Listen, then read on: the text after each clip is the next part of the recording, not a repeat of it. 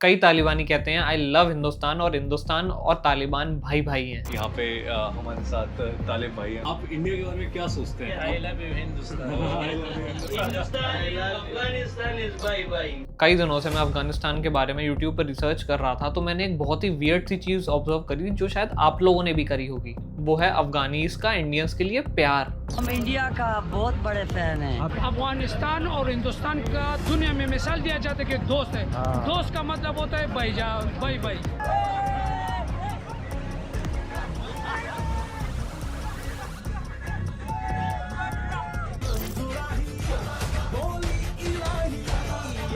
कई अफगानीज का कहना था कि हम इंडिया के फ़ैन हैं और हिंदुस्तान और अफगानिस्तान भाई भाई हैं।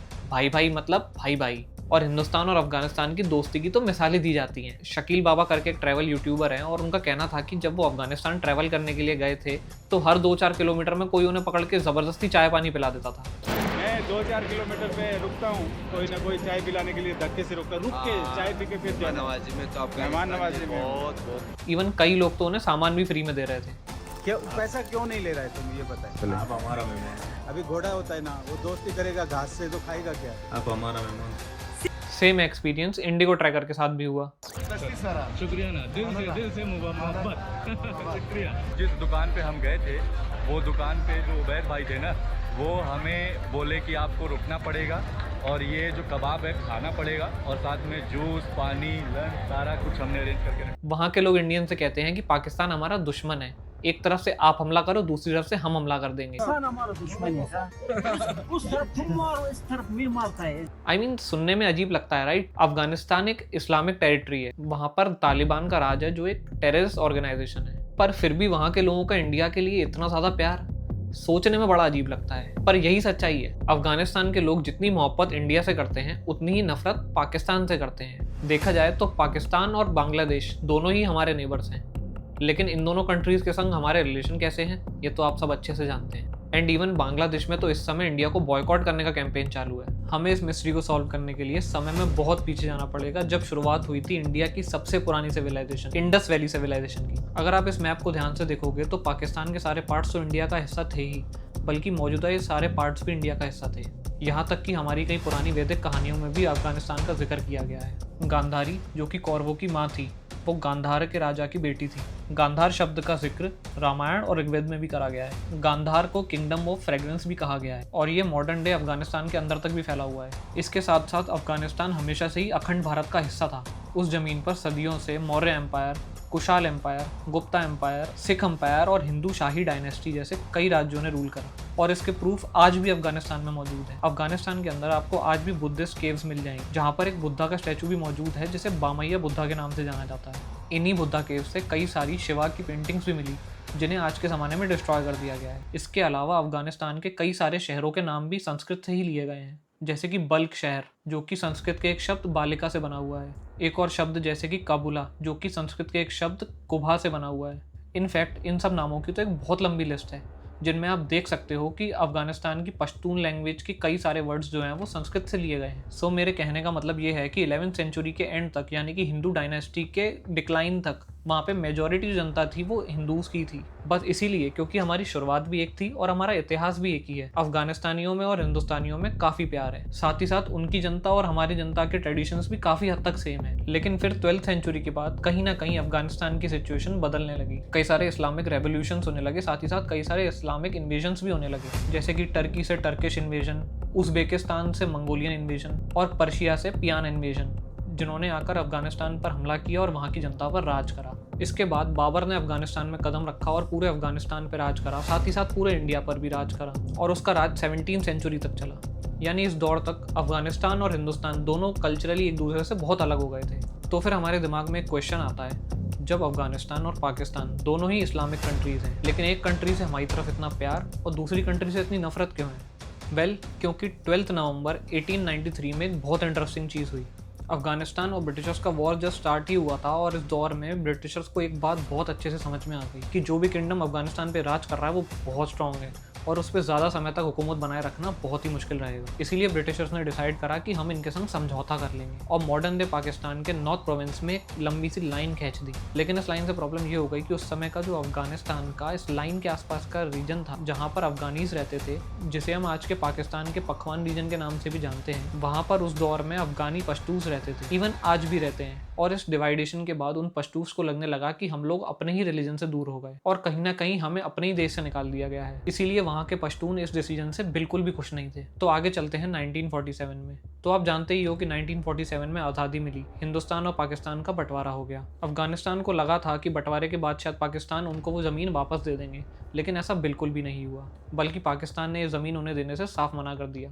इसीलिए आज भी अफगानिस्तानीज जो हैं वो पाकिस्तान से बहुत चिढ़ते हैं और उनके खून के प्यासे हैं। मज़े की बात तो ये है कि सिर्फ इसी लाइन की वजह से हमारे और अफगानिस्तान के रिलेशन बहुत अच्छे हो गए, क्योंकि हम दोनों देशों का एक ही कॉमन एनिमी है, वो है पाकिस्तान। इसीलिए 1947 में जब पाकिस्तान ने यूनाइटेड नेशंस की मेंबरशिप के लिए अप्लाई किया था, तब भारत ने ग्लोबली पाकिस्तान का अपोज किया था। इसी तरह अफगानिस्तान ने भी ग्लोबली पाकिस्तान का विरोध किया था। इतना ही नहीं, 1950s में अफगानिस्तान ने इंडिया के साथ एक फ्रेंडली ट्रीटी भी साइन करी थी। वो कहते हैं ना, दुश्मन का दुश्मन एक दोस्त होता है। वैसे तो इंडिया और अफगानिस्तान दोनों के रिलेशन जन्म से ही बहुत अच्छे थे, लेकिन इन्हें और गहरा बनाने का काम करा बॉलीवुड ने।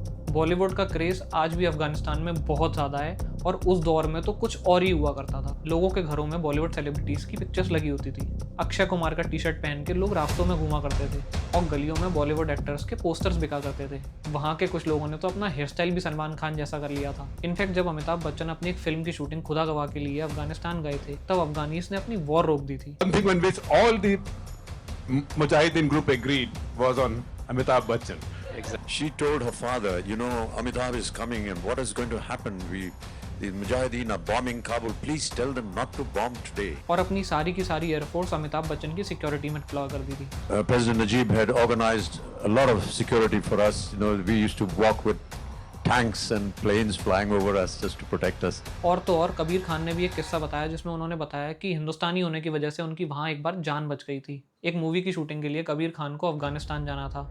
अफगानिस्तान में उस समय वॉर चल रही थी और वहाँ पे जाना बहुत ही ज़्यादा रिस्की था और उनको जाने की परमिट भी नहीं मिल रही थी। जैसे तैसे कबीर खान हेलीकॉप्टर लेके वहाँ पहुँचे। जैसे ही उन लोगों ने लैंड करा, उन्हें एक मुजाहिदीन ने देख लिया और वो अपनी राइफल के साथ उनकी तरफ आगे बढ़ने लगा। जैसे ही कबीर खान ने उन्हें बोला कि we are Indians, we are Hindustani, आप विश्वास नहीं मानोगे, वो मुजाहिदीन का सोल्जर उनके सामने गाना गा के डांस करने लगा। तो बोला हिंदुस्तान हिंदुस्तान, और वो पास में आया और अचानक रुका एंड ही स्टार्टेड स्माइलिंग और वो गाना गाने लगा। यार मेरे सपनों की रानी कब आएगी। So definitely Bollywood has a very big role in maintaining the friendship of Afghanistan and India.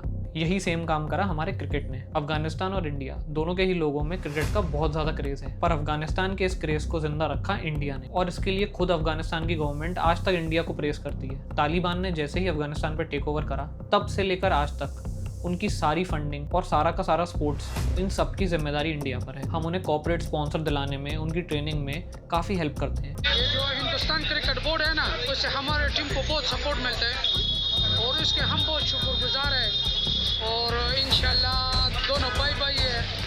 इसके अलावा बीसीसीआई ने कंधा क्रिकेट स्टेडियम और अफगानिस्तान क्रिकेट बोर्ड दोनों को 1-1 मिलियन ईच की ग्रांट दी है। इसीलिए तालिबान सरकार ही नहीं, वहाँ की आम जनता भी इंडिया का दिल से शुक्रगुजार करती है। सिर्फ इतना ही नहीं, अफगानिस्तान के लिए हम हमारे ऑल टाइम दोस्त रशिया से भी लड़ाई कर चुके हैं। 1979 में जब सोवियत यूनियन ने अफगानिस्तान पर इन्वेड कर दिया था, तब इंदिरा गांधी ने रशिया का क्लियर वर्ड्स में अपोज करा था और कहा था कि हम इस इन्वेजन को बिल्कुल भी सपोर्ट नहीं करते हैं। साथ ही साथ आज़ादी के बाद से लेकर आज तक अफगानिस्तान भी कश्मीर को एक इंडिया का अटूट हिस्सा मानता है और यही कहता है कि पाकिस्तान ने उसे इलीगली ऑक्यूपाई करके रखा है। जियोपॉलिटिकल रिलेशंस का अफगानिस्तान को एक और फायदा ये भी है कि इंडिया से अफगानिस्तान को काफ़ी सारी ह्यूमैनिटेरियन एड्स भी जाती हैं। अभी कुछ सालों की बात करें तो इंडिया ने अफगानिस्तान में $90 मिलियन खर्च करके उनकी नई पार्लियामेंट बना के दी है। एम्स जैसा ही एक बहुत बड़ा हॉस्पिटल भी उन्हें बना कर दिया है। बेसिकली इंडिया ने कई सारे roads, dams, electric vehicles, electricity fibre, electricity transmission lines, schools and hospitals भी अफगानिस्तान को गिफ्ट करे हैं। इन टोटल इंडिया ने अफगानिस्तान को $3 बिलियन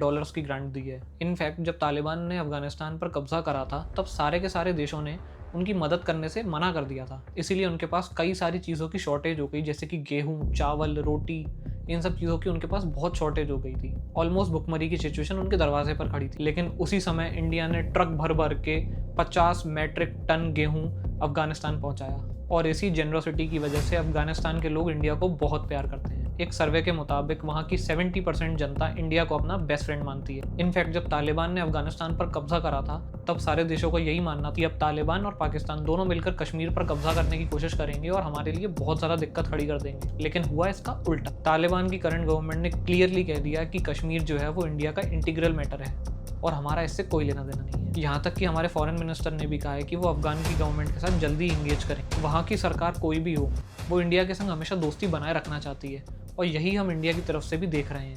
अगर हम अर्थशास्त्र के हिसाब से भी देखें तो अगर आपका पड़ोसी देश आपका दुश्मन है तो उस पड़ोसी देश का पड़ोसी देश आपका दोस्त होना चाहिए। हमारे केस में चाइना और पाकिस्तान दोनों ही हमारे नेबर्स हैं और दोनों ही हमारे दुश्मन हैं और अफगानिस्तान उनका पड़ोसी है जो कि हमारा बहुत अच्छा दोस्त है। इसीलिए हमें दोस्ती बनाए रखनी चाहिए। हाँ, पर ये मेरा ओपिनियन है। आगे गवर्नमेंट क्या करती है उसका तो हम कुछ कह नहीं सकते। जब मैंने इतने सारे ट्रैवल ब्लॉगर्स के वीडियोस देखे तब मुझे एक शॉकिंग बात लगी कि इंडिया और अफगानिस्तान के बीच इतनी गहरी दोस्ती है, ये तो हमें कभी पता ही नहीं थी। अफगानिस्तान के अंदर इंडियंस को इतना प्यार मिलता है और इतना प्यार से रखा जाता है, ये तो हमें पता ही नहीं था, जो कि बहुत सरप्राइजिंग है। अगर आपको भी ये बात पता नहीं थी और आपको लगता है कि आपके दोस्तों को भी ये बात पता नहीं है तो उनके संग ये वीडियो शेयर करो। साथ ही साथ अभी वीडियो यहीं खत्म होती है। अगर आपको मेरी वीडियो से कुछ भी वैल्यू मिली हो तो मेरी वीडियो को लाइक करना और मेरे चैनल को सब्सक्राइब किए बिना मत जाना।